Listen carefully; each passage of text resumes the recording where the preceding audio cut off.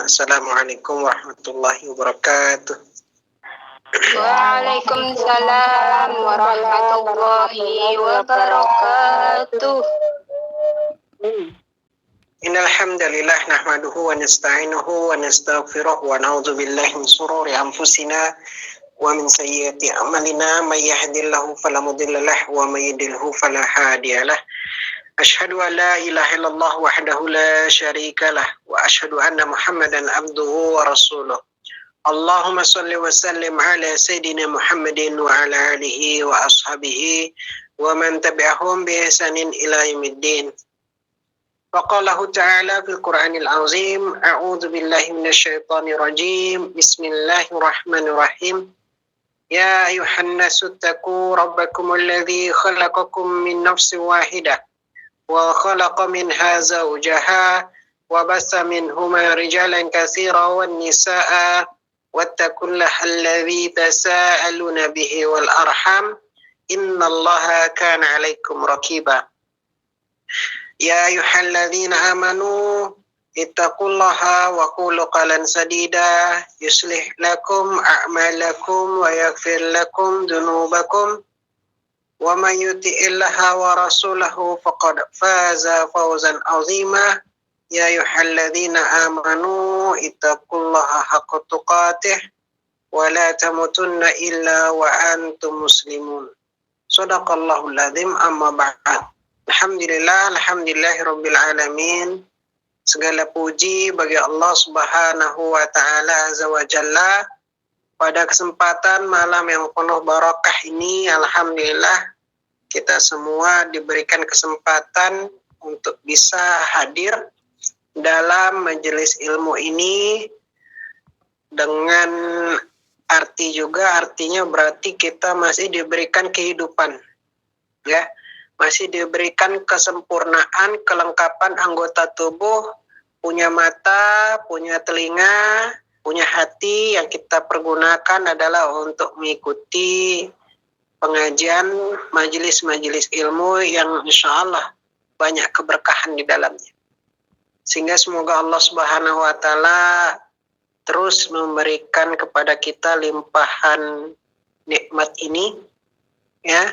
Wabil khusus adalah nikmat iman, nikmat Islam, nikmat ukhuwah, nikmat kita bisa bermuajah dalam majelis ilmu insyaallah, dan semoga diberikan keberkahan di dalamnya. Salawat dan salam semoga senantiasa tercurah limpahkan kepada qudwah hasanah kita baginda Rasulullah Muhammad sallallahu alaihi wasallam. Allahumma sholli wa sallim wa barik alaih. Semoga kita mendapatkan syafaat, ya, dari baginda Rasulullah Muhammad sallallahu alaihi wasallam insyaallah fi yaumil akhir insyaallah. Allahumma amin. Ya. Amin. Gimana kabarnya ibu-ibu jamaah sekalian? Insyaallah sehat kan? Alhamdulillah sehat. Alhamdulillah sehat. Lahir batin. Udah nggak terlalu dingin tapi? Enggak begitu. Masih dingin,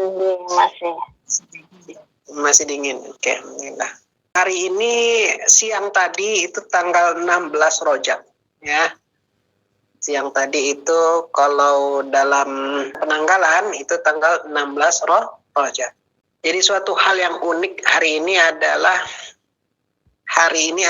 miladnya Nahdlatul Ulama itu 100 tahun, ya. Dulu dibangun oleh pendiri-pendirinya termasuk Kiai Haji Hasyim Asy'ari, ya, itu tanggal 16 Rajab 1344 Hijriah. Nah, tahun ini berapa Hijriah? 1444, ya.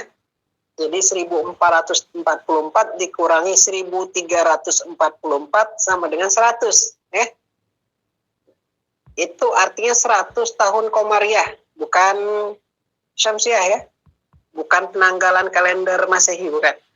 Tapi penanggalan Hijriah, ya, Hijriah, penggunaan bulan. Ya. Sudah 100 tahun Hijriah, ya. Alhamdulillah. Ya. Kayak saya posting di Instagram, alhamdulillah banyak yang like. Ya. Jadi saya mengucapkan barakallah, ya, fil umrik kepada seluruhnya, ya, insya Allah semuanya hampir rata-rata kita semua ini adalah Nahdien, ya, warga Nahdien, baik baik secara kultural ataupun struktural, ya, artinya nggak juga punya KTA, ya, jadi nggak ada masalah, ya, alhamdulillah. Ya, semoga insya Allah semakin memberikan keberkahan, ya, semakin memberikan keberkahan, insya Allah.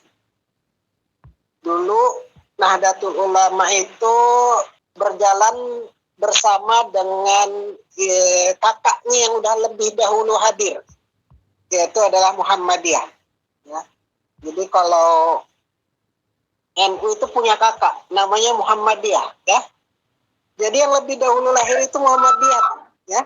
Muhammadiyah lebih dulu lahir. Tapi dalam perkembangannya yang lebih bongsor itu adiknya, ya. Nahdlatul Ulama lebih besar. Ya. Oke, alhamdulillah. Jamaah sekalian, hari ini kita akan coba membahas tema hari ini, yaitu adalah kewajiban hamba kepada Rabb-nya, ya. Kewajiban hamba kepada Allah, ya, Allah Subhanahu wa taala. Saya cakap lagi. Ya. Kewajiban hamba kepada Allah, ya. Kewajiban hamba kepada Allah. Nah, ikhwati fillah rahimakumullah, apa sih kewajiban hamba kepada Allah? Tentu saja adalah apa yang sudah Allah wajibkan. Ya enggak? Enggak bisa kita membuat suatu alasan, suatu pernyataan, kira-kira ini. Enggak bisa. Enggak boleh pakai kira-kira. Tapi itu adalah sesuatu yang memang Allah sudah wajibkan kepada seorang hamba. Inilah yang disebut dengan kewajiban hamba kepada Rabb. Ya. Apa saja kewajiban seorang hamba kepada Allah Subhanahu wa taala? Secara jelas Allah Subhanahu wa taala memerintahkan kepada kita, yaitu di dalam surat Al-A'raf ayat 29. Ya. Surat ke-7 ayat 29. Allah Subhanahu wa taala perintahkan begini. Qul amara rabbi bil qista wa aqimu wujuhakum inda kulli masjid wad'uhu mukhlishina lahuddin kama bada'akum ta'udun. Kul, katakanlah, amara rabbi, Rabbku menyuruhku, bil qisti, berbuat adil. Wa aqimu wujuhakum inda kulli masjid. Kalau kita hendaklah menghadapkan wajah kita kepada Allah ketika kita setiap kali sholat.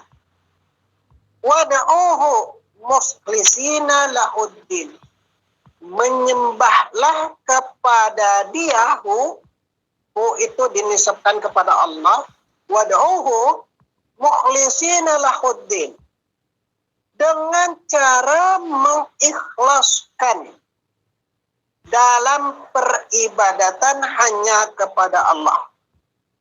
Kama bada'akum ta'udun.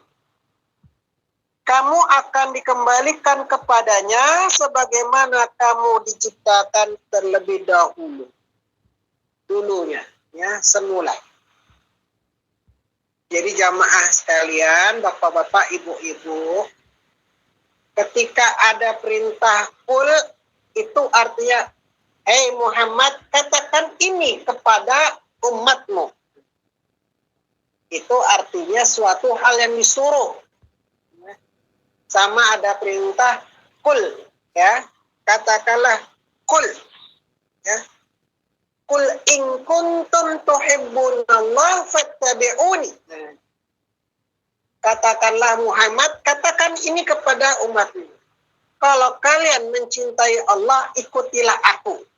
Itu artinya bukan perkataan Nabi. Nabi nggak ngomong gitu. Cuman diperintah Allah untuk ngomong gitu. Nah gitu ya.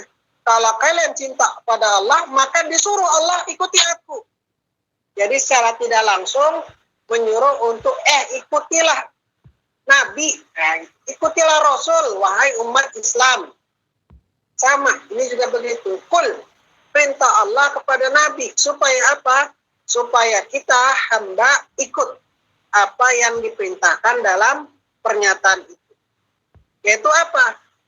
Yaitu adalah untuk kita beribadah dengan cara mengikhlaskan dalam ibadat, ya, semata-mata hanya kepada Allah. Jadi jamaah sekalian yang insyaallah dirahmati Allah Subhanahu wa taala, ya. Kewajiban seorang hamba yaitu adalah untuk beribadah kepada Allah dengan mengikhlaskan penyembahan hanya kepada Allah semata. Itu poinnya. Ya.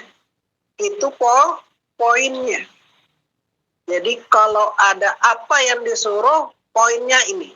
Yaitu adalah untuk beribadah dengan mengikhlaskan hanya kepada Allah semata. Nanti bakal ada turunannya. Ya, bakal ada turunannya. Tapi poinnya sebetulnya itu saja. Ya. Nah, apa itu ibadah? Ya. Jadi kewajiban seorang hamba itu adalah ibadah dengan mengikhlaskan dalam menyembah Allah semata. Ingat ya.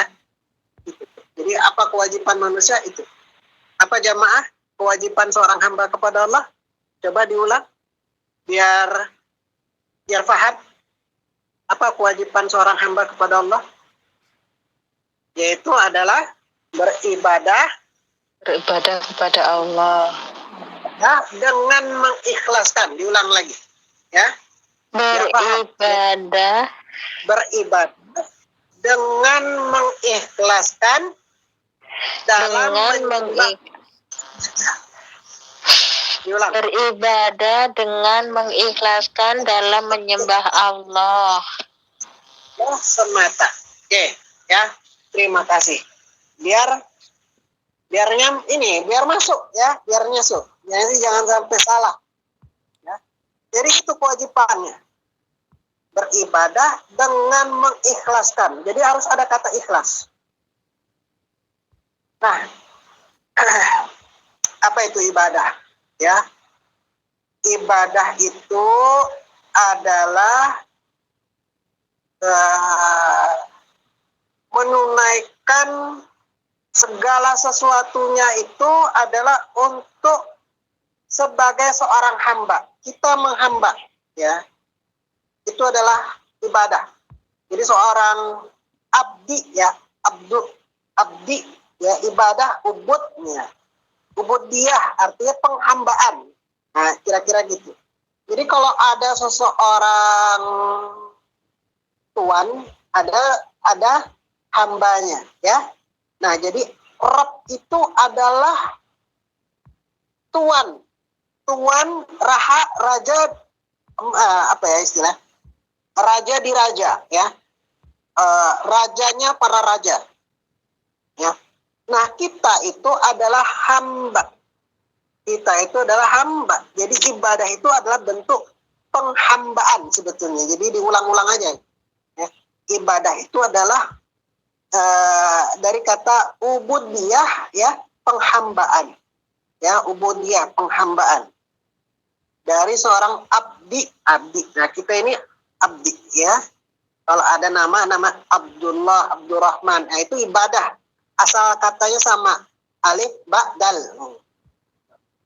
Nah, jamaah sekalian, jadi penghambaan kita itu hanya kepada Allah dengan cara mengikhlaskan. Apa itu ikhlas? Nah, ikhlas itu adalah sebagaimana kalau di dalam surat Al-Ikhlas, yaitu adalah Qul huwallahu ahad. Ya. Meyakini bahwa Allah itu ahad. Allahu samad, ya. Tempat kita bergantung, lam yalid wa lam yulad, tidak ada sekutu, tidak ada anak, tidak diperanakan, walam yakul lahu kufuwan ahad, tidak ada yang setara. Ya. Jadi ikhlas itu adalah hanya Allah tak. Mengagungkan sifat Allah, yaitu adalah mentauhidkan Allah.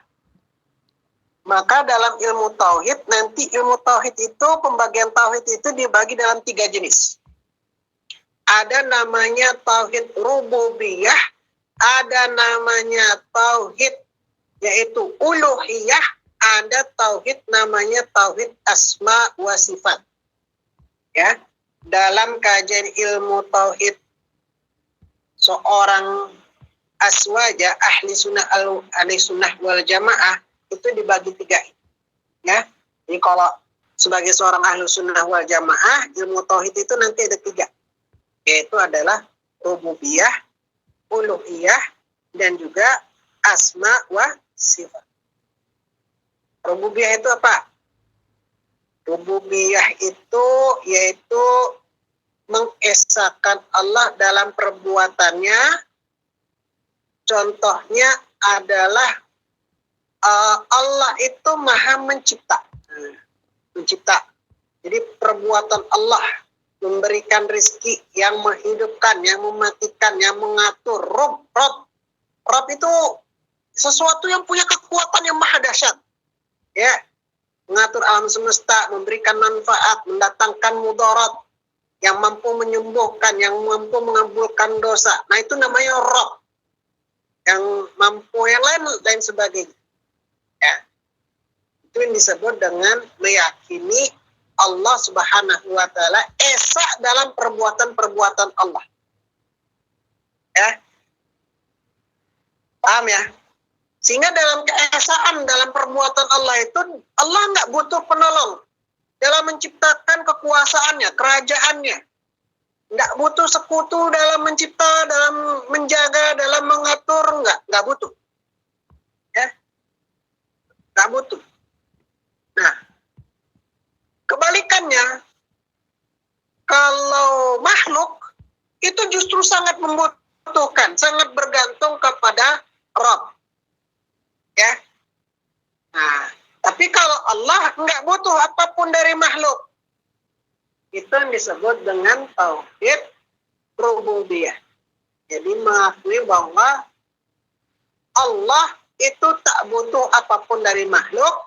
Kebalikannya, kita sebagai makhluk sangat butuh, sangat tergantung kepada Allah, kepada Rabb. Ya. Nah,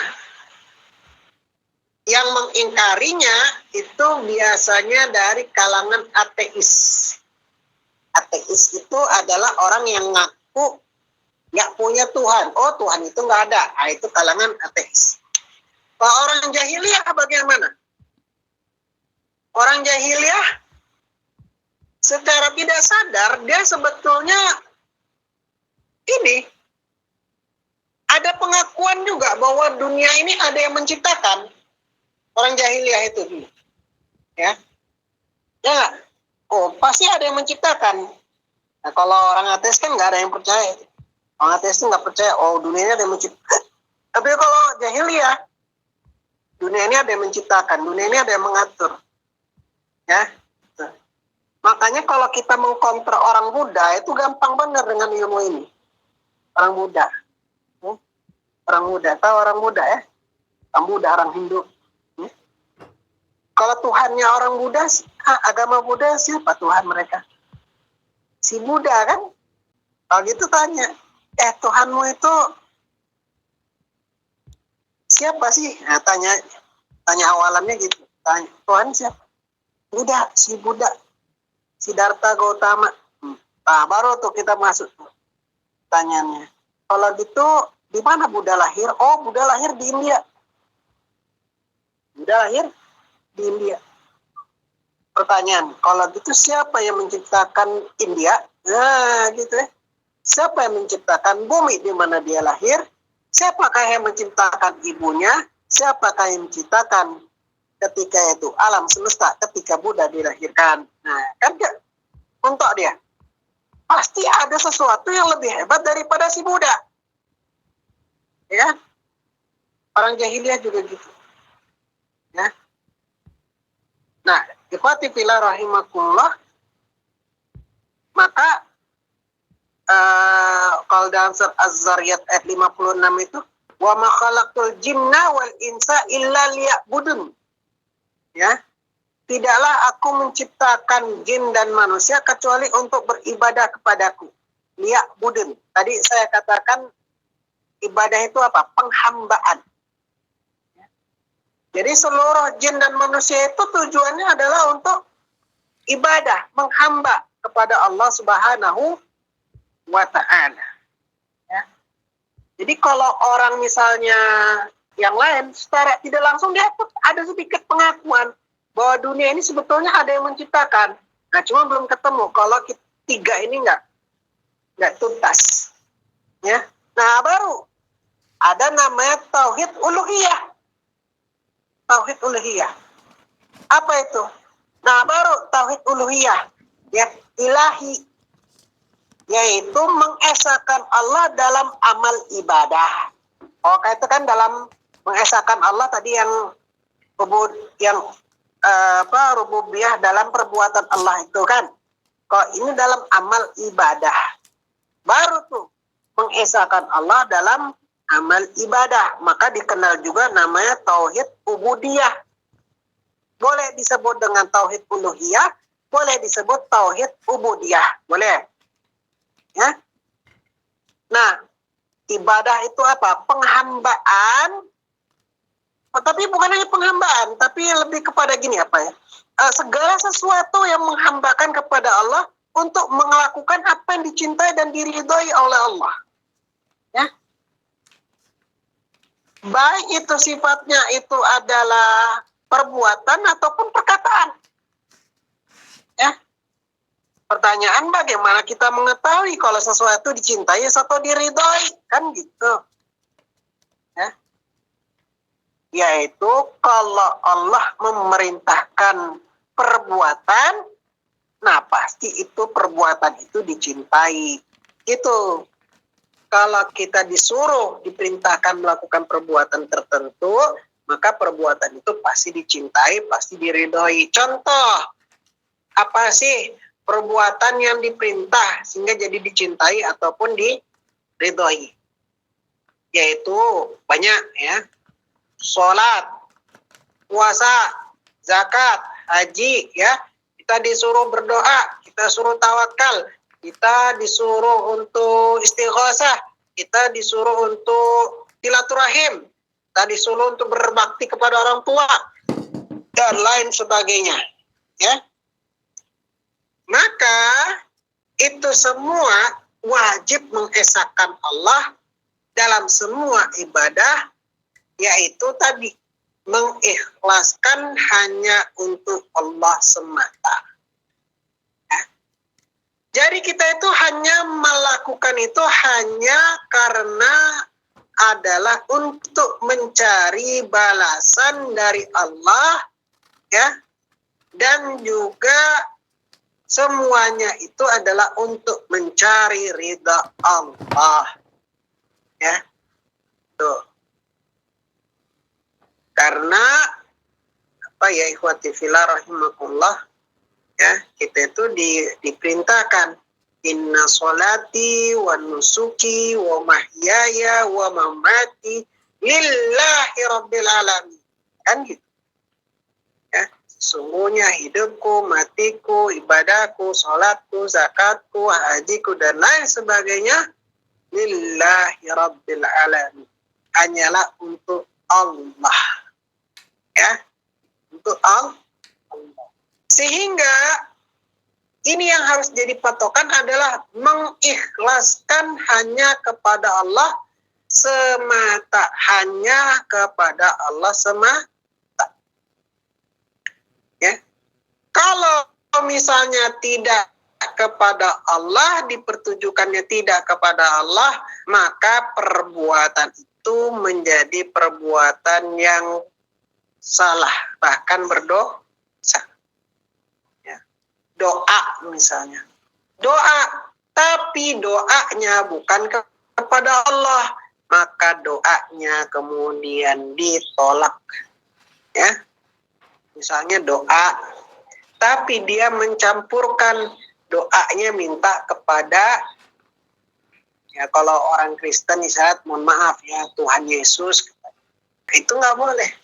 Ya, padahal mereka mengakui ada namanya Bapa, ya, ada doa namanya Bapa kami, ya, gitu. Tapi mengakui juga ada anak Bapa, anak Tuhan, nah itu nggak boleh, ya. Atau misalnya contohnya apa? Contoh kalau di dalam surat Taubah itu ada kisah namanya membuat masjid, mendirikan masjid. Saya tanya kepada jamaah sekalian, ibu-ibu jamaah, mendirikan masjid bagus nggak? Bagus nggak mendirikan? Bagus. Bagus. Ibu mau mendirikan masjid? Mau kan? Ya. Oke. Tapi zaman dulu ketika Rasulullah SAW itu ada di Madinah, ya, baru pindah hijrah dari Mekah ke Madinah, ternyata ada sebagian orang Madinah yang setelah didirikan Masjid Quba, kemudian mencoba untuk mendirikan masjid lagi.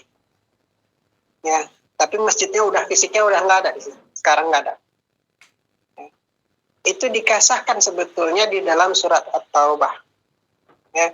Walladzina ittakhadhu masjidan diraran wa kufran wa tafriqan bainal mu'minin wa isadan liman haraballahu wa rasulah. Di antara orang munafik itu ada yang mendirikan masjid untuk menimbulkan bencana dan untuk kekafiran dan untuk memecah belah di antara orang-orang beriman, serta untuk menunggu kedatangan orang yang telah memerangi Allah dan Rasul-Nya sejak dulu. Ya, jadi niatnya mereka membangun masjid, betul, bangun masjid, bahkan lebih gede, masjidnya lebih besar daripada Masjid Quba. Jadi masjid yang pertama kali dibangun kan namanya Masjid Quba, ya. Baru tuh setelah Masjid Quba baru nanti Masjid Nabawi. Tapi Masjid Quba dulu dibuat tuh. Ada namanya masjid, diistilahkan namanya Masjid Dirar. Ya. Bangun. Dibangun lebih gede. Untuk apa? Awalnya kan bagus, ini buat masjid. Ya, supaya orang ibadah, katanya istilahnya kan. Tapi Allah itu tahu maksud tujuannya. Sebetulnya bukan untuk ibadah. Untuk nanti akan menimbulkan fitnah. Nanti untuk menggalang kekuatan. Supaya untuk bisa memecah belah umat Islam. Dan untuk sebagai persiapan markas orang yang nggak suka sama Nabi. Maka, ya, Allah perintahkan la taqumu fihi abadan, jangan sholat di dalam itu masjid itu selama-lamanya. Tak boleh. Ya. Tak boleh. Dilarang untuk sholat di dalam masjid itu. Ya. Sehingga apa? Diperintahkan untuk apa? Masjid itu kemudian diperintahkan untuk dihancurkan. Ya, dihancurkan. Jadi pernah ada kisah kejadian masjid yang dihancurkan. Itu. Pernah dengar kisah ini? Tidak pernah kan? Padahal ada di dalam Al-Quran. Ya.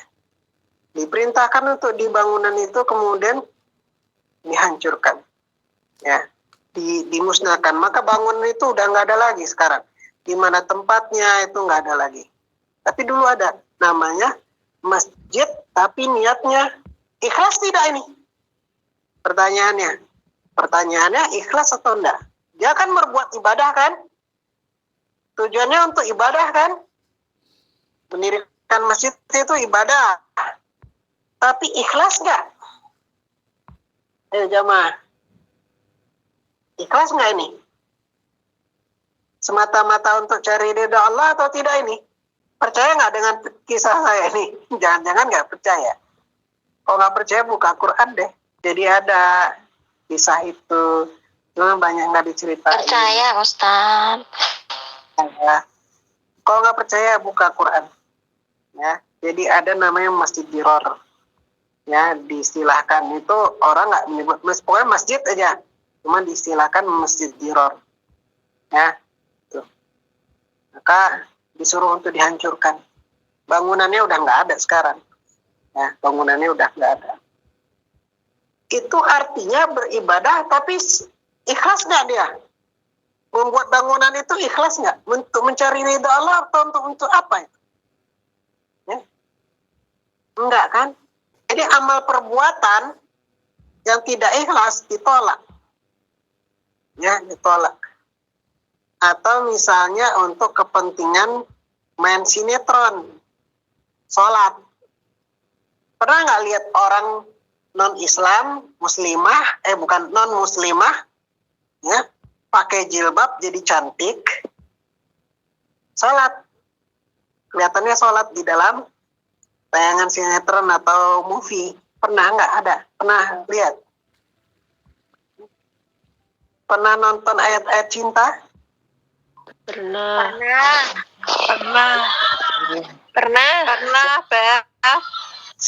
Siapa nama ceweknya itu ya? Kenty siapa itu? Cat Black ya, masalahnya. Ya, ini ngerti nggak maksud saya? Siapa ceweknya itu ya? Ayat-ayat cinta. Kan punya 2 istri kan? Siapa sih yang nonton? Udah lama bener. Nah, itu satu ceweknya itu muslimah bukan? Aslinya. Enggak kan? Non-Muslim. Muslim kan? Cuma dia berhijab. Berhijab dan beratraksi sebagai seorang muslimah kan? Diterima nggak itu sholatnya itu? Syuting sholatnya itu diterima nggak? Enggak. Kenapa? Ya karena dalam hatinya memang bukan la ilaha illallah. Ngapain sholat? Kan? Paham ya sampai sini ya? Insya Allah paham, Abah. Allah paham. Bahkan ibu-ibu tahu nggak film serial Umar yang 30 episode yang bahasa Arab. Umar bentuk kata 30 episode. Cari di internet. Ya, Umar bin Khattab. Jadi kisah Umar. Nah, satu hal yang ingin saya kasih tahu. Pemeran Umar itu non-muslim. Ya, jangan kaget ya. Jadi si pemeran Umar itu ternyata non-muslim. Tapi Masya Allah, pasihnya dia dalam beraksi, ya, berakting. Aktingnya pasih betul. Ayat-ayat yang disampaikan, padahal dia non-muslim. Ya, bagus tadi, bagus bener. Saya juga kaget. Ya, tapi itulah kejadian nyatanya. Ya, karena memang cocok dia, badannya, perawatannya besar, Umar kan yang besar. Ya, ikhwati fillah. Ya, jadi harus ada namanya itu adalah mengikhlaskan dalam menyembah Allah semata. Jadi harus adanya ibadah itu ikhlas hanya Allah semata. Melakukannya itu hanya karena Allah, hanya mengharap balasan dari Allah. Ya, paham ya? Kalau dalam surah Al-Bayyinah itu disebutkan gini, wa ma umiru illa liya'budullaha mukhlisina lahuddin, ya kan? Hunafa'a wa yuqimus salata wa yu'tuz zakata wa dzalika dinul qayyimah. Diperintahkan menyembah Allah, ya, liya'budullaha, menyembah Allah dengan cara apa? Mukhlisina lahuddin, ikhlas, mentaati semata-mata dalam menjalankan perintah agama. Ya, gitu. Mukhlisina lahuddin, hunafa'a wa yuqimus salata wa yu'tuz zakah, yaitu untuk menjalankan salat, menunaikan zakat. Wa dzalika dinul qayyimah, itulah jalan agama yang lurus. Jadi kewajiban seorang hamba kepada Allah yaitu dipertegas dalam tauhid uluhiyah, yaitu adalah kita menyembah Allah dengan mengikhlaskan dalam agama. Nah, jamaah sekalian, kalau disinilah banyak yang umat itu, ya manusia itu tergelincir, yang tersesat. Nah, dalam model kasus tauhid yang kayak gini. Kenapa? Kenapa banyak yang tersesat? Karena dari dulu ya ada kaum musyrikin, zaman dahulu, zaman Rasulullah SAW juga ada. Sebelumnya ada. Ya. Kalau dalam tauhid rububiyah meyakini, oh, ada yang namanya pencipta, ada yang namanya pengatur alam semesta, ada yang namanya pemilik alam semesta. Tapi ya, dia ada namanya ya penjaga alam semesta, tahu itu.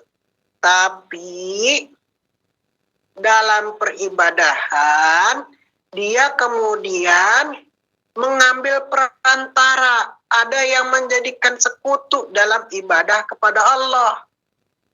Tahu Allah itu yang menciptakan, mereka tahu kok ada Allah yang menciptakan, tahu. Cuman kemudian salah dalam praktek beribadah, tidak mukhlisina lahuddin. Ada wasilahnya. Loh, wasilah nggak boleh? Ya, yang ini nggak boleh, dalam ibadah nggak boleh ada wasilah. Contohnya Ustadz, mereka itu kemudian menjadikan patung-patung itu sebagai perantara. Wahai patung, sampaikanlah doa kami kepada Allah, mohonlah kami ini diberikan rezeki. Wahai patung, tolong sampaikan kepada Allah. Kayak gitu modelnya. Jadi menjadikan patung yang kemudian kita kenal sebagai berhala, ya, idolat, itu sebagai perantara untuk meminta kepada Allah. Ya, jamaah tahu asal muasalnya sejarah kesyirikan. Pernah nggak saya cerita? Sejarah kesyirikan. Syirik itu dari mana ceritanya? Kok bisa ada kesyirikan itu? Belum tahu, Bapak. Belum tahu. Ketika Nabi Adam diturunkan, Nabi Adam itu menyembah siapa? Nabi Adam diturunkan bersama dengan Siti Hawa. Ya kan? Diturunkan dari surga. Melakukan kesalahan. Walaupun kesalahan itu ya sebetulnya perintahnya sepele. Tapi sepele itulah perintahnya. Ya. Jangan dekati pohon ini. Wala taqrabaz saja sejarah. Jangan dekati pohon. Sepele kan? Sepele Kak? Sepele nggak perintahnya? Sepele kalau saya. Sepele. Wala taqrabah hadzal sajarah. Jangan dekati pohon itu. Pohon ini jangan. Dah itu. Ya. Enggak disuruh jangan bunuh sesama kalian. Jangan disuruh cari apa ya namanya? Bakar surga gitu. Enggak. Jangan dekati pohon itu, udah gitu. Tapi ternyata bukan hanya sekedar dilarang mendekati pohon, makan buahnya itu karena bujuk rayunya si iblis ya. Kenapa Adam itu begitu luar biasa mengikuti? Karena iblis itu begini, pakai bawa nama-nama Tuhan. Allah itu sayang sama kamu, supaya kamu itu nggak jadi seperti malaikat, nggak supaya jadi abadi. Karena ini adalah pohon keabadian. Nah, gitu. Pakai bawa nama-nama Allah. Oh, nah, ya namanya kalau udah ikut bawa nama Allah, jadinya Adam itu takut, jadinya justru malah ketipu. Diturunkan dari surga. Nah, pertanyaan Nabi Adam sama Siti Hawa, kemudian ketika bertemu kembali, siapa yang disembah oleh berdua dan anak keturunannya? Siapa? Tetap Allah kan? Ya enggak? Nabi Adam di bumi siapa yang disembah oleh Nabi Adam? Allah. Ada enggak Nabi Adam kemudian syirik kayak gitu? Ada enggak? Enggak ada kan? Enggak ada. Jadi semenjak awal itu Nabi Adam itu enggak pernah melakukan kesyirikan. Enggak ada kesyirikan. Jadi tidak ada dosa syirik di zaman Nabi Adam itu enggak ada. Tegas Nabi Adam. Barang siapa ada anaknya, cucunya, keturunan yang kemudian syirik semenjak ketika Nabi Adam hidup, nggak boleh. Diawasi langsung sama Nabi Adam. Sampai kemudian Nabi Adam wafat, digantikan, tapi ada yang bawa. Ada nabi-nabi yang menggantikan. Nabi Adam meninggal digantikan oleh keturunannya, namanya Nabi Sid. Ya. Tapi ajarannya tetap sama, nggak boleh syirik, kan gitu. Sampai kemudian fatrah, nggak ada nabi, nggak ada lagi jabatan nabi, adanya ulama. Tetap ada ulama. Ulama apa yang diajar? Apa yang diajar ulama? Tauhid juga. Hanya beribadah hanya kepada Allah, wahai umat manusia, ya, wahai Bani Adam, anak cucu Adam, kita ini sama-sama masih ada saudara. Ya, hanya menyembah Allah Subhanahu wa taala semata, masih taat kan? Nah, barulah kemudian kisah itu terjadi. Inilah iblis itu begitu, ya. Ketika ada orang-orang soleh di antara mereka, ada wali-wali, ya, kalau di Jawa namanya wali songo lah kita.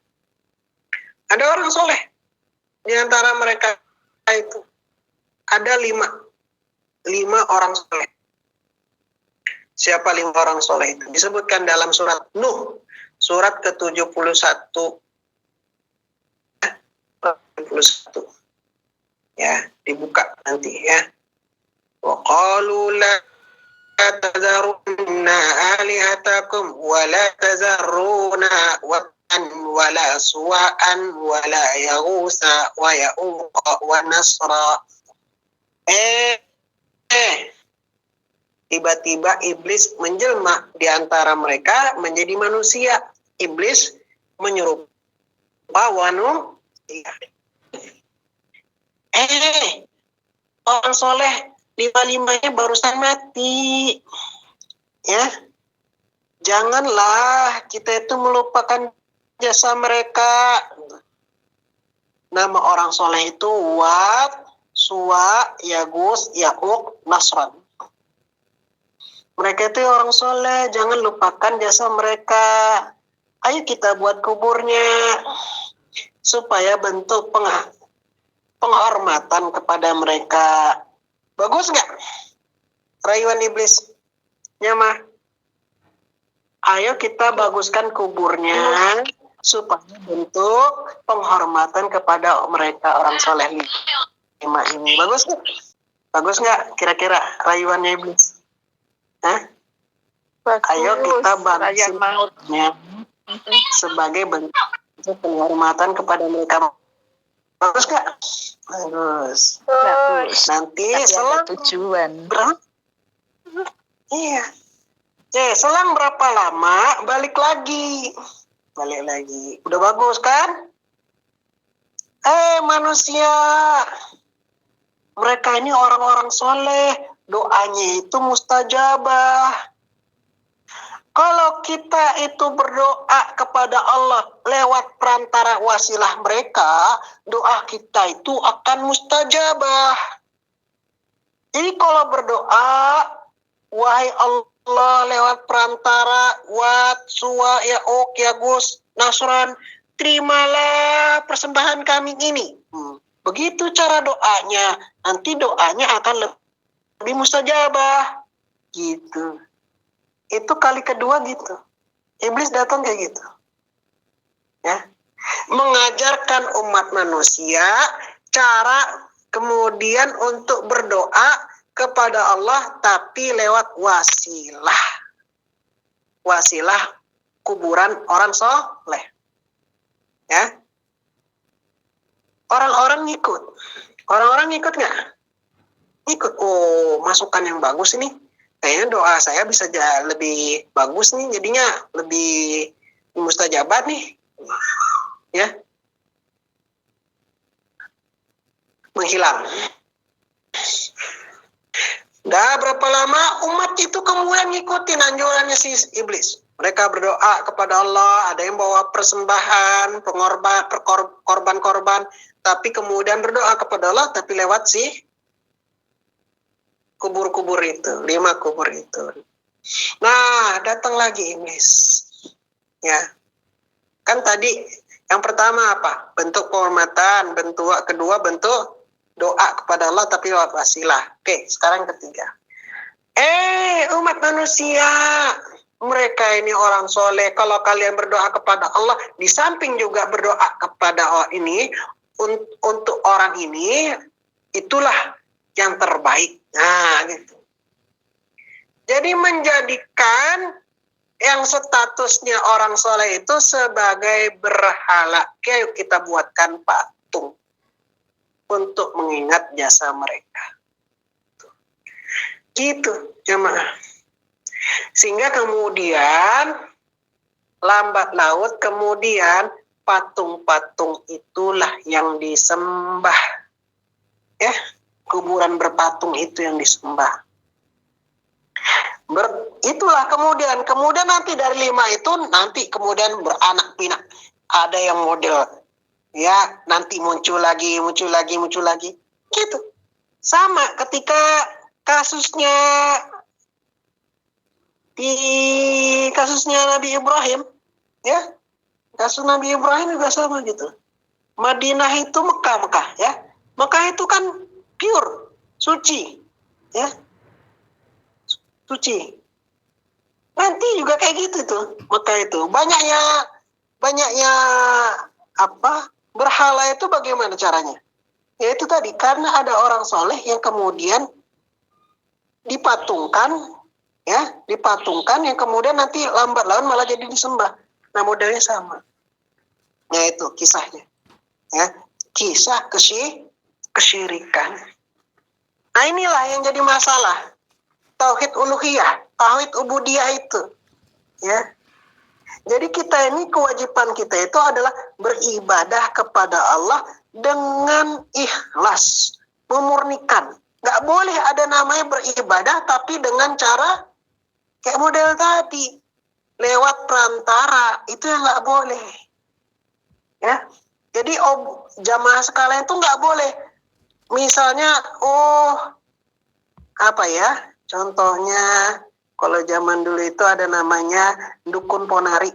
Dukun ponari. Kalau kita berdoa kepada Allah lewat perantara si anak ini, ya, nanti kita akan cepat sembuh. Nah itu. Nah itulah modelnya dukun itu modelnya kayak gitu. Ya. Nah, jamaah sekalian, insya Allah dirahmati Allah Subhanahu wa Ta'ala. Ya, nah ini. Ya, dan yang terakhir nanti itu ada namanya tauhid asma wa sifat, yaitu mengesahkan Allah pada nama-namanya, pada sifatnya yang Allah tetapkan sendiri. Ya, yang Allah tetapkan itu dalam Al-Quran yang kita kenal dengan namanya Al-Asma'ul Husna. Ya, nah itu insya Allah ada kajiannya sendiri. Inilah yang terjadi banyak penyimpangan dalam manusia itu masalah ini. Ya, masalah ini. Yaitu adalah mereka tidak menyembah Allah secara ikhlas. Sedangkan kewajiban kita sebagai seorang hamba adalah beribadah kepada Allah dengan mengikhlaskan hanya semata-mata untuk beribadah menyembah Allah semata. Allahu a'lam bishawab. Ya, paham ya? Nah, makanya turunannya itu adalah apa? Kalau hanya kepada Allah semata, berarti kita tidak boleh berbuat syirik. Syirik. Nah, itu syirik. Karena lawannya daripada tauhid adalah syirik. Ya, syirik itu apa tadi? Syirik itu apa? Mempersekutukan Allah. Baik kita itu adalah berdoa kepada Allah tapi ada sekutunya, atau berdoa kepada selain Allah. Itu namanya syirik. Ya, contoh berdoa kepada Allah dan sekutunya seperti orang Kristen. Ya, orang Kristen gitu. Atas nama Bapa, Putra dan Roh Kudus, kan gitu. Gak boleh. Karena itu namanya syirik. Ya, syiriknya kenapa? Ya memang Bapa itu siapa? Bapa itu Allah. Tapi ada sekutunya, itu yang gak boleh. Itu syirik. Putra dan Roh Kudus, yaitu Nabi dijadikan Tuhan, Roh Kudus, malaikat juga jadi Tuhan. Ya. Atau bahkan yang misalnya kayak orang Hindu. Orang Hindu itu gitu. Orang Hindu itu mentuhankan selain Allah. Buddha juga gitu, mentuhankan kepada selain Allah. Yang jadi Tuhan siapa? Buddha itu. Apa Allah? Bukan. Si Buddha. Patung Buddha kan jadi Tuhan. Udah lupa sama Allahnya. Si Buddha yang jadi Tuhannya nggak? Gitu. Kalau orang Taiwan gimana, jemaah? Mereka kan nggak ada agama ya, tapi siapa yang jadi penyembahannya itu siapa? Apa Allah? Hah? Bukan kan? Siapa? Nenek moyang kan? Hantu nenek moyang. Nggak tahu konsepnya apa, salah? Saya salah atau perlu untuk diluruskan? Kira-kira, ya, tolong masukkan. Tuhannya orang Taiwan itu siapa? Ada yang bisa bantu jawab nggak? Ada yang bisa bantu jawab? Tuhannya orang Taiwan itu siapa? Bukan Muslim Taiwan ya, yang majikan-majikannya, model majikan jemaah sekalian. Tuhannya orang Taiwan itu siapa? Saya nyanyinya Pekongnya. Pekong sih. patung berhala bukan sih? Dewa kan? Iya, dewa Tuhan ini. Itu yang patung-patung dewa Tuhan ini. Berarti mereka bukan menyembah Allah kan? Bukan kan? Bukan Ya? Nah, itu kan. Masih mending berarti kalau Kristen. Kalau Kristen masih ada nyembah Allahnya. Cuman ada sekutunya. Kalau orang Taiwan kan udah bukan Allahnya yang disembah, malah sekutunya itu yang disembah, ya. Si dewa-dewa, 12 dewa. Tidak punya Tuhan. Iya, nggak punya Tuhan. Ya dewa itu yang disembah. Tapi kan ada penyembahan juga kan. Yang disembah itu yang 12 dewa. Apalagi kalau misalnya, saya ada lucu ini, ada orang Konghucu nikah sama orang Kristen. Jadi kan orang Kristen itu tuhnya Tuhannya Yesus. Jadi Yesus jadi Tuhan yang ke-13, dewa yang ke-13. Jadi lucu kan? Itu asimilasi kepercayaan. Lucu betul. Ya. Nah, sampai sini paham nggak? Ya. Jadi saya ulang lagi ya. Intinya itu adalah kewajiban kita seorang hamba, yaitu apa? beribadah kepada Allah dengan mengikhlaskan semata-mata hanya kepada Allah. Ingat ya, harus ada kata mengikhlaskan, ya. Harus ikhlas. Ibadah itu harus ikhlas, nggak boleh ibadah nggak ada ikhlasnya, nggak boleh, ya. Oke, demikian. Kalau ada mau tanya silakan. Kita buka tanya jawab ya. Assalamualaikum warahmatullahi wabarakatuh. Waalaikumsalam warahmatullahi wabarakatuh. Menyikapi gimana ya? Sama orang tua gitu, Pak. Bukan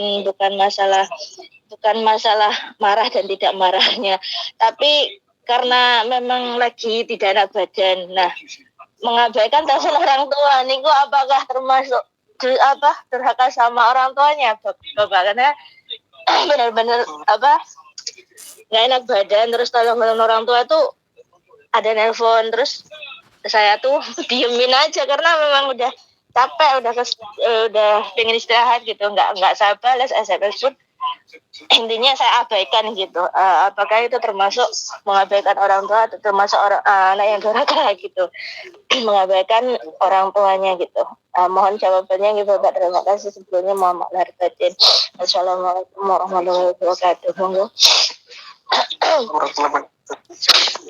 Pada umumnya orang tua itu sayang sama anak pada umumnya, ya. Walaupun ada juga beberapa kasus yang ternyata justru orang tua menjadi petaka bagi anak, ada juga, ya. Saya benar-benar agak ngeri-ngeri nih. Akhir-akhir ini banyak berita orang tua memperkosa anaknya, ya. Iya, banyak berita kasus-kasus pencabulan juga, itu kan ngeri. Kalau pencabulannya misalnya tetangga mencabuli anak tetangga, oke, ya. Bukan oke, maksudnya itu dosa tapi ya inilah. Tapi ini dosa yang di luar nalar itu adalah orang tuanya sendiri mencabuli anaknya, ya. Ini lebih gila lagi, ngerti nggak? Ini jauh lebih gila, ya. Kalau biasanya kalau di penjara orang yang kayak gitu itu langsung digebukin sama penghuni penjara yang lain, ya. Ini dosa yang paling nggak diampuni sama penghuni penjara biasanya. Jadi kalau misalnya masuk penjara ditanya sama penghuni penjara yang lain, dosa kamu apa? Apa kesalahannya? Saya maling HP buat sekolah anak. Nah, gitu misalnya, ya. Oh ya dah, silakan duduk aja dulu. Ya, duduk. Ya, karena untuk kepentingan keluarga. Saya mau bunuh orang karena istri saya diganggu sama orang lain. Ya, oh ya udah, duduk. Tapi kalau ada biasanya, misalnya apa? Pak polisi, dia mencabuli istrinya sendiri. Oh, langsung digebukin itu. Biasanya gitu. Ya. Ini informasi, ya. Ya, mencabuli. Ini kadang saya katakan ada, tapi kasus-kasus itu enggak ada. Pada umumnya orang tua itu sayang sama anak. Pada umumnya orang tua sayang sama anak. Sikap anak kepada orang tua adalah tidak boleh mengabaikan. Tidak boleh mengabaikan.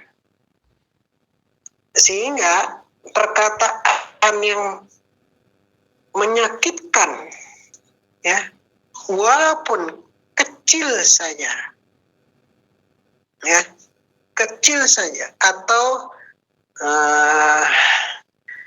gaya perkataan yang membuat sedikit aja itu orang tua menjadi tersinggung, itu tidak boleh, ya, tidak boleh. Tidak boleh kita itu kemudian membuat orang tua itu merasa tersinggung hanya dengan perkataan misalnya saja, ya. Perkataan bapak kayak gini gitu. Itu adalah suatu perkataan yang sederhana, tapi sebetulnya dia ketersinggungannya itu ada, walaupun sedikit. Ya, itu nggak boleh kepada orang tua. Ya, Allah Subhanahu wa Ta'ala firmankan di dalam surat Al-Isra. Surat Al-Isra. Penyembahan kepada Allah, setelah itu perintah untuk berbuat baik kepada orang tua di urutan yang keduanya. Wa qada rabbuka alla ta'budu illa iyyah wa bil walidaini ihsana. Dan Rabbmu merintahkan supaya jangan menyembah kecuali Allah semata. Jangan menyembah kecuali Allah semata. Ya. Allah ta'budu illa iyyah, hanya Allah saja. Ikuti dengan apa? Wabil walidaini ihsana, berbuat baik kepada kedua orang tua. Imma yablughanna indakal kibara ahadahuma aw kilahuma fala taqul lahuma uff. Jika salah seorang di antara keduanya atau dua-duanya sampai berumur lanjut, maka fala taqul lahuma uff. Janganlah sekali-kali kalian mengatakan kepada seorang keduanya, ya, seseorang atau keduanya perkataan uff. Bahasa Indonesianya Bahasa Indonesianya apa? Bahasa Arabnya uff. Ya. Wala tanharhuma, jangan juga bentak, apalagi bentak. Nah, wa qul lahuma qawlan karima, ucapkan kepada mereka perkataan yang mulia. Surat Al-Isra ayat 23. Bahasa Arabnya uff, bahasa Indonesia bapak mah jangan gitu dong. Ahnya itu jamaah, itu bisa bikin sakit loh. Ahnya doang. Padahal perkataan yang kita itu kadang ngomong nggak pakai mikir. Ada nggak orang yang ngomong nggak pakai mikir kan? Ada kan? Ya kita itu nggak boleh. Kalau sama orang tua itu, kalau sebelum ngomong jamaah, ini saya ingetin. Kalau ngomong sama orang tua, mikir dulu. Jangan asal nyeplos. Paham nggak? Apa yang kita keluarkan itu jangan sampai salah. Jangan asal nyeplos. Jangan kayak temen. Karena kalau kita ngomong sama temen, asal nyeplos kan biasanya. Alah, lo mah kayak gini aja kok, kayak nggak bisa. Kan contohnya gitu.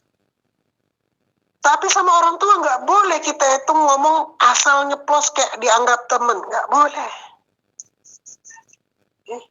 Karena perkataan ahnya saja itu nggak boleh. Apalagi lebih kasar daripada itu.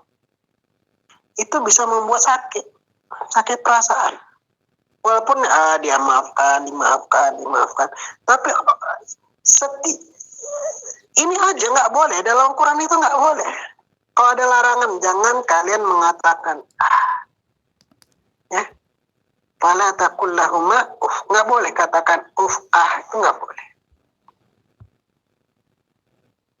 Ibu, sini tak bantu. Ibu, mungkin saya punya ada masukan. Kayak gitu, nggak boleh. Nggak bisa kayak gitu, nggak bisa. Nggak boleh kayak gitu, jemaah. Cara berbicara itu harus berbeda dengan orang tua. Dengan mertua itu nggak boleh. Jangan samakan ngomong sama istri, jangan samakan ngomong sama anak, jangan samakan ngomong sama temen, nggak boleh sama orang tua itu. Cara ngomongnya harus beda. Ya, paham ya? Nah, kalau didiamkan gimana Ustaz? Kalau didiamkan, sebetulnya intinya itu apa sih? Supaya perasaan mereka itu kan nggak tersinggung, ya nggak? Kalau ibu nggak menelpon, kemudian mengabaikan sekali waktu, mungkin oke. Nanti kita kemudian bisa beralasan, mohon maaf tadi lagi HP-nya nggak dibawa. Ya, mohon maaf tadi lagi sholat, misalnya. Mohon maaf tadi di silent. Ya, Umi tadi, Mak, mohon maaf tadi HP-nya di silent, nggak bisa diangkat. Sekali waktu, oke kan? Orang tua masih punya toleransi kan? Tapi kalau berkali-kali ditelepon kemudian kita nggak jawab, nggak angkat, bertanya-tanya nggak orang tua? Tentu bertanya-tanya, ini ada apa gerangan? Apa nggak mau angkat telepon saya? Ada nggak perasaan itu orang tua? Ya kita sebagai orang tua lah. Ada. Kan orang tua. Kok nggak ngangkat-ngangkat ya? Kalau awal pertama nggak ngangkat nggak apa-apa, tapi kok berkali-kali telepon nggak diangkat. Saya aja ketika hari Sabtu ya, HP saya itu mati. Ternyata di miss call. Ya, saya juga nggak tahu namanya gue mati. Ditelepon, kenapa nggak angkat? Nggak tahu kok nggak ada. Ya, tapi untung ditelepon, telepon balik. Ya, perasaannya itu kuat betul orang tua. Sehingga jangan sampai kemudian nanti kalau nggak diangkat merasa tersinggung. Kenapa ya? Ya nggak? Ngerti nggak? Paham ya? Jangan sampai ada perasaan tersinggung. Karena perintah wala taqul lahum uff itu sebetulnya sejatinya jangan sampai perasaan itu tersinggung. Mengatakan ahnya saja itu buat tersinggung. Apalagi contoh dalam kasus ini adalah enggak diangkat telepon. Tersinggung nggak? Tersinggung nggak kira-kira? Berkali-kali tersinggung. Nah itu nggak bolehnya sebetulnya. Tersinggungnya itu nggak boleh. Menyinggung perasaan orang tua. Baik dengan perkataan apalagi yang lebih kasar daripada itu. Makanya saya bilang, kalau ngomong sama orang tua itu, sebelum mengucap, mikir dulu. Jangan asal ceplos kalau sama orang tua. Nggak boleh asal ceplos. Nggak boleh ngomong sama kayak istri, sama kayak anak, sama temen itu, nggak boleh. Sama kayak suami itu nggak boleh. Ngomongnya harus mikir dulu, baru diomongin. Ya. Jadi kalau ada kayak gitu, mohon maaf di message. Mak, mohon maaf tadi nggak diangkat teleponnya, tadi ada majikan. Nanti dihubungi lagi ya. Tenang nggak hatinya? Lebih tenang kan hatinya? Karena kita ada replay, ada reasonnya, ada alasannya. Coba kalau nggak ada, nah pasti bertanya-tanya. Sebulan dihubungin kok nggak ngangkat-ngangkat? Ada apa gerangan? Bisa jadi pertama, si orang tua emak kita itu kemudian ada perasaan khawatir atau ada perasaan tersinggung. Khawatir bisa jadi atau tersinggung bisa jadi nanti. Yang lebih bahaya itu yang tersinggung itu ketimbang khawatir. Ya enggak? Tersinggung itu yang lebih bahaya. Kalau udah tersinggung nanti jadi anak durhaka gitu kalau tersinggung. Yang bahaya itu jangan sampai tersinggung orang tua. Durhaka kalau itu. Ya. Paham ya? Ya, insya Allah paham Bapak. Terima kasih. Wah. Jangan sampai tersinggungnya itu ya. Jangan sampai di replay aja. Bisa ngasih alasan. Maaf tadi ada majikan, nggak boleh angkat telepon. Nanti dihubungin balik gitu. Ya, terima ada lagi kasih pertanyaan? Assalamualaikum warahmatullahi wabarakatuh. Ustaz. Assalamualaikum. Saya mau bertanya Ustaz begini. Ya. Dengan Ibu Maryam, gimana hukumnya yang meninggal? Begini, bagaimana hukumnya orang yang meninggal? Dia punya utang bank, meninggal, tapi di bank itu dibilang lunas gitu. Apakah di dalam di sana akhirat ditagih atau lunas gitu? Itu bagaimana hukumnya atau yang memutuskan bank atau klaim aja, klaim orang tersebut? Begini, Pak saya kan PNS, meninggalnya itu dalam masih punya hutang, SK-nya buat utang di bank. Setelah itu dia meninggal, tapi banknya dihitung lunas gitu. Itu gimana hukumnya, Ustaz? Nggak apa-apa kalau orang yang diterhutangin kemudian melunaskan berarti aman. Itu artinya kita itu mendapatkan si ridhonya orang itu kan. Nah, ya. Jadi gini. Di dalam taubat itu kita diperintahkan tubu ilallahi taubatan nasuha. Nah, para ulama mengatakan ada syarat tiga syarat taubat nasuha. Tiga kepada Allah, satu kepada manusia. Ya, saya pernah ngajarin ini. Satu yaitu adalah pertama, yaitu adalah membenci perbuatan tersebut. Ya. Yang kedua, berjanji tidak akan mengulanginya lagi. Ya. Yang ketiga, yang pertama itu adalah taubat nasuha. Yang pertama adalah dia membenci perbuatan tersebut, ya, membenci perbuatan tersebut. Kedua, yaitu adalah tidak berjanji tidak akan mengulangi lagi. Yang ketiga apa lagi? Yang ketiga itu adalah taubat nasuha, menyesali kesalahan tersebut, meninggalkan maksiat tersebut, berjanji tidak akan mengulangi lagi. Menyesali, meninggalkan, kemudian berjanji tidak akan mengulangi lagi. Meninggal. Tapi ini yang meninggal udah hutangnya belum lunas, dianggap lunas sama bank gitu tuh, di akhirat ya dihitung lunas ya. Itu tiga yang berkaitan dengan manusia, dengan Allah. Satu yang berkaitan dengan manusia, yaitu adalah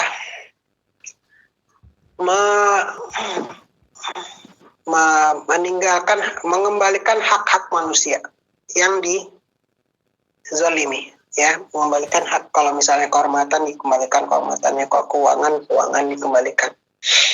Nah, artinya kalau misalnya dalam hal hutang, pihak orang yang terhutangi kemudian merasa udah lunas aja, ya, udah nggak perlu dibayar lagi, berarti orang tersebut sudah diikhlaskan, sudah ridho, ya. Kalau orang itu sudah ridho, sudah nggak ada bebannya lagi, ya. Nggak dituntut.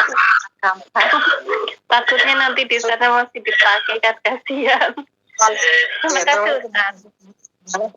Orang tersebut sudah kok tiba-tiba lunas, nah berarti sudah diridhoi, ya, sudah diikhlaskan. Kalau sudah diikhlaskan aman, insyaallah. Itu ya. Yang repot kalau belum diridhoi itu, ya. Makanya kalau setiap ada kematian itu ahli warisnya itu ngomong begini, bapak-bapak, barang siapa yang ada yang bapak saya kalau punya hutang, yang masih punya hitung-hitungan hutang piutang, silakan untuk menghubungi ahli warisnya untuk diurusi, kan gitu kan? Tapi barang siapa mengikhlaskan, ya mohon untuk mengikhlaskan, kan gitu.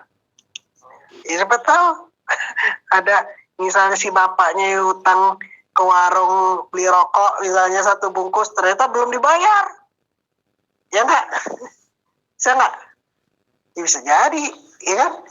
Jadi kemudian si warungnya itu mengikhlaskan lah, ya enggak apa-apa lah. Kalau utangnya saja ke bawah mati kelihatan nggak sih, Ustaz? Iya, tapi kan nggak tahu. Ternyata misalnya bapaknya ngutang, tapi kan bisa jadi orang rumah nggak tahu. Ternyata utangnya misalnya 50.000, misalnya. Kan nggak tahu kan? Bisa jadi nggak? Orang rumah nggak tahu. Bisa jadi. Nggak ada yang tahu. Iya, itu tadi kayak misalnya ngutang rokok, ternyata pas mati rokoknya masih punya utang. Ada lagi pertanyaan?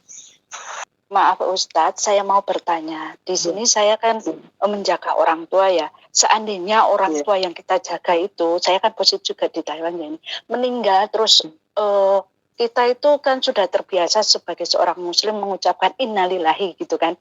Nah, untuk mereka kan bukan muslim. Jadi ucapan apa yang harus kita ucapkan, doa apa. Terus kemudian kalau misalnya sudah dibakar dibawa ke kuil, apakah kita boleh masuk dan doa apa yang harus kita ucapkan gitu? Apakah boleh masuk ke kuil itu tempat pembakaran abu jenazah gitu loh? Boleh masuk apa enggak? Kalau boleh, terus doa apa yang boleh kita ucapkan gitu loh. Demikian pertanyaan dari saya. Ada kurang lebihnya mohon maaf. Assalamualaikum warahmatullahi wabarakatuh. Waalaikumsalam warahmatullahi wabarakatuh. Ya, langsung saja kepada Bapak Ustadz Tri untuk menjawab pertanyaan. Ya, apakah boleh seorang muslim yang mendengar atau mengetahui ada non-muslim yang meninggal, kemudian kita mengucapkan innalillahi wa inna ilaihi raji'un? Maka para ulama mengatakan boleh. Jangan kaget. Jangan kaget, jangan kaget, jangan kaget. Nanti aneh dulu, enggak. Jangan kaget ya. Siapa tahu banyak orang yang kagetan di sini. Tapi saya sebagai orang yang memberikan ilmu, ya, kita harus nggak boleh disembunyi-sembunyikan ya. Jadi hukumnya adalah jadi menyebutkan kalimat innalillahi wa inna ilaihi raji'un itu ketika kita itu mengetahui ada berita kematian atau ada berita kehilangan siapapun mereka, ya, sekalipun mereka adalah orang muslim ataupun non muslim, sekalipun mereka itu yang tertimpa musibah itu adalah muslim ataupun non muslim, ya, jangan hanya kepada yang muslim saja. Misalnya bencana banjir terjadi di Jakarta, innalillahi wa inna ilaihi raji'un. Bencana tsunami terjadi di Aceh, banyak nggak muslim dengar kabar tsunami di Aceh 2004, ya, 200.000 orang meninggal. Mengucapkan innalillahi nggak? Mengucapkan kan? Innalillahi wa inna ilaihi raji'un. Kemarin hari Senin gempa 7,8 skala Richter di Turki. Gedung-gedung banyak yang roboh. Turki, Suriah. Baru ketemu 2.000 orang meninggal. Saya katakan baru ketemu. Itu baru ketemu. Jumlahnya akan terus bertambah dan sangat besar. Turki. Mengucapkan innalillahi nggak kita? Oh, banyak muslim Ustadz di sana. Oh, jadi alasannya banyak muslim ya. Jadi ngomong innalillahi, oke. Innalillahi wa inna ilaihi raji'un. Oke.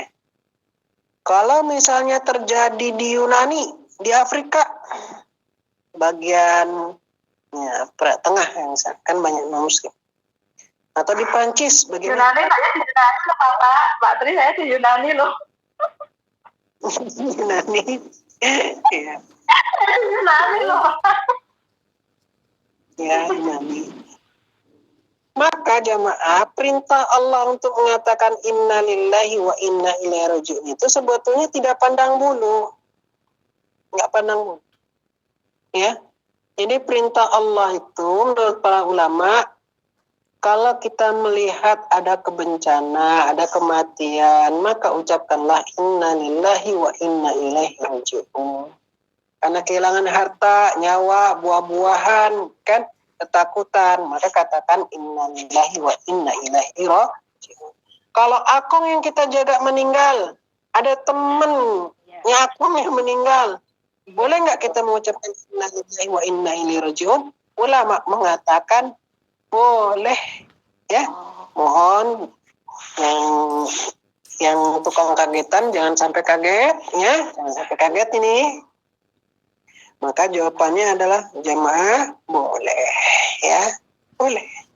Jadi kalau ada Akong yang meninggal, itu bukan bentuk sebagai mendoakan seseorang supaya mengkaitkan ampunan.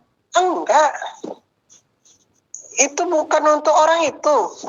Bukan untuk orang itu. Mengucapkan innalillahi itu untuk orang itu bukan. Bukan. Itu untuk diri kita sendiri sebetulnya. Beda sama doa, sama ucapan innalillahi wa inna ilaihi rajiun itu ditujukan kepada orang itu atau untuk diri kita sendiri sebetulnya. Untuk diri kita sebetulnya. Ya, supaya diri kita itu sadar kematian itu dekat. Innalillahi wa inna ilaihi rajiun gitu. Paham ya? Jadi bukan untuk mendoakan tersebut, bukan. Nah, beda kalau mendoakan itu ada lagi versinya. Ya. Kalau mendoakan begini, ya Allah, ampunilah si mayit ini. Itu baru yang tidak boleh. Ya, tidak boleh itu baru. Ya, yang tidak diperbolehkan menurut para ulama adalah doa untuk memohon ampunan kepada si mayit kalau si mayit itu non-muslim. Ya, kalau si mayit itu non-muslim nggak boleh itu. Dilarang kita memberikan doa memohon ampunan.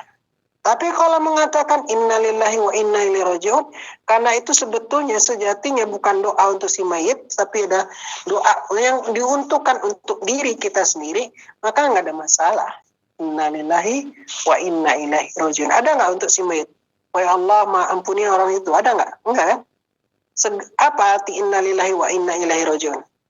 Toyo kagungan Segala sesuatu adalah dan segala sesuatu kan kepada Allah kan? Kepada Allah, iya. Itu kan segala sesuatu adalah milik Allah dan segala sesuatu akan dikembalikan kepada Allah. Ada nggak untuk si mayit? Oh, tidak. Ayo, ada nggak untuk si mayit? Tidak. Ya Allah, ampuni ini si mayit. Ada nggak anak-anaknya di situ? Ada nggak? Tidak. Nggak ada kan? Tidak ada. Nah, itu netral, ucapan yang netral itu. Segala sesuatu adalah milik Allah dan dia akan kembalikan kepada Allah. Netral benar ini. Ya, bukan untuk mayit, makanya ucapan ini bukan untuk mayit, lebih kepada untuk diri kita sendiri. Hati. Ini makanya ulama itu mengatakan jangan kaget. Kalau ada non-muslim meninggal, nggak ada masalah mengucapkan innalillahi wa inna ilaihi rajiun. Yang karena maknanya adalah segala sesuatunya adalah milik Allah. Nanti kita akan kembalikan kepada Allah. Itu untuk introspeksi untuk diri kita sebetulnya. Bukan untuk mayit. Nah, kalau untuk mayit baru itu yang namanya doa itu tadi. Allahumma firlahu warhamhu wa'afihi wa'fu anhu. Itu yang nggak boleh. Kalau muslim baru. Ya, itu baru. Pertanyaan kedua masuk, terkait boleh nggak? iya, masuk ke kuil itu. Masuk Iya. kuil ya gereja. Hukumnya makruh. Ya. Dan makruhnya itu adalah makruh yang tahrim. Makruh yang lebih ke tahrim. Makruh tahrim istilahnya. Makruh yang mendekati haram. Ya. Jadi makruh yang mendekati mahram. Ya. Karena apa? Karena di dalam tempat itu ada tempat ibadah. Tuh, ya. Walaupun memang ada sebagian kecil ulama yang mengatakan boleh. Ya. Tapi sebetulnya dikit aja lah. Ya. Jadi kita itu lebih sifatnya berhati-hati. Di mukanya aja nggak apa-apa, muka kuilnya itu aja. Ya. Iya, terima kasih Ustaz. Termasuk Imam Syafi'i juga. Sebagian daripada Imam Syafi'i hukumnya tidak boleh. Baiklah, kita awali dengan membacakan suratul Fatihah ala diniyah wa ala kulli niyatin salih. Al-Fatihah. A'udzubillahi Minasyaitonirrajim. Bismillahirrahmanirrahim. Alhamdulillahirabbil alamin.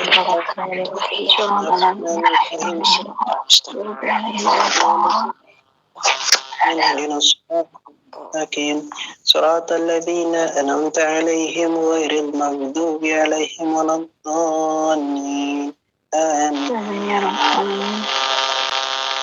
Astaghfirullah lazim, astaghfirullah lazim, astaghfirullah. Allahumma anta rabbi illa anta khalaqtani wa ahlika wa أعوذ من شر ما صنعت وأبو لك بذنبي اغفر لي فإنه لا يغفر الذنوب إلا أنت اللهم صل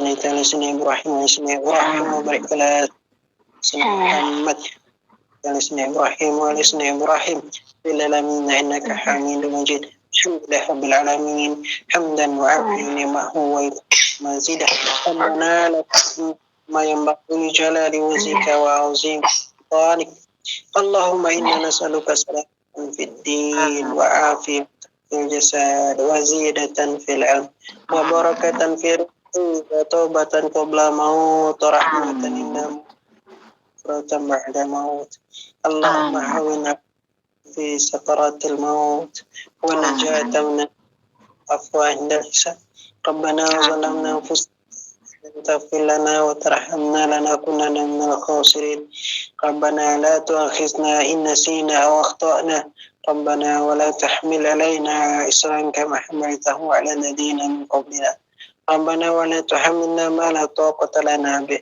واعف عنا واغفر لنا وارحمنا مولانا فانصرنا على القوم الكافرين ربنا السميع العليم رب اغفر لي ولوالدي وارحمهما كما ربني صغيرا ربنا الدنيا الآخرة حسنة وقنا عذاب النار سبحان ربك رب العزة عما يصفون والسلام على المرسلين والحمد لله رب العالمين Amin ya rabbal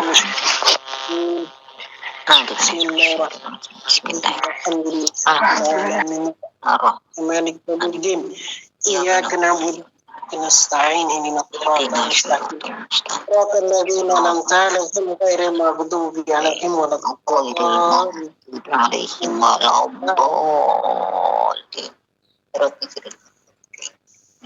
أوصيكم بنفسي الله السلام عليكم ورحمة الله وبركاته.